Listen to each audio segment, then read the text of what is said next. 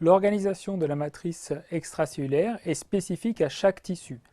On va trouver des compositions variables en fonction du type de protéines impliquées, de leur quantité respective, de la quantité d'eau, de petites molécules.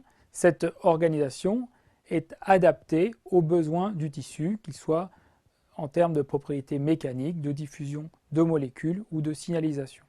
Dans chaque tissu, l'organisation de la matrice extracellulaire est variable dans le temps. Il existe donc un remodelage adaptatif de la matrice extracellulaire en fonction des besoins du tissu. Une famille de molécules extrêmement impliquées dans ce remodelage adaptatif sont les MMP ou métalloprotéinases de la matrice.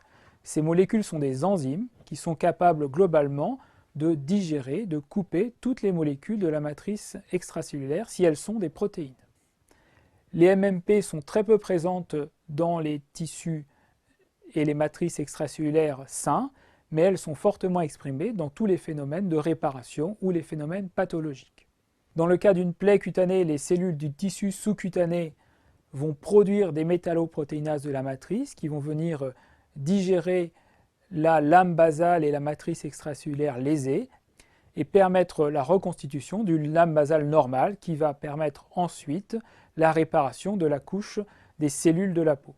Dans le cancer, la cellule tumorale va sécréter des métalloprotéinases de la matrice, ce qui va lui permettre de se détacher des cellules environnantes et aussi de migrer hors de la tumeur pour éventuellement aller former des métastases dans d'autres organes. Un bon exemple de maladie qui touche la matrice extracellulaire, c'est le scorbut. Le scorbut est une maladie qui est liée à un déficit en vitamine C. La vitamine C, c'est un cofacteur de la synthèse du collagène, cette protéine structurale importante pour toutes les matrices extracellulaires.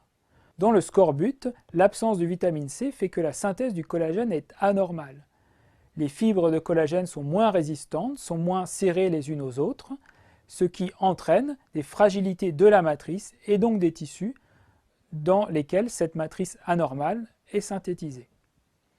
On observe par exemple dans le scorbut des anomalies vasculaires qui sont liées à des anomalies de synthèse du collagène de type 3. Ces anomalies vasculaires entraînent des hémorragies dans de multiples tissus, mais peuvent entraîner également d'autres anomalies, comme des lésions de la bouche avec le déchaussement des dents.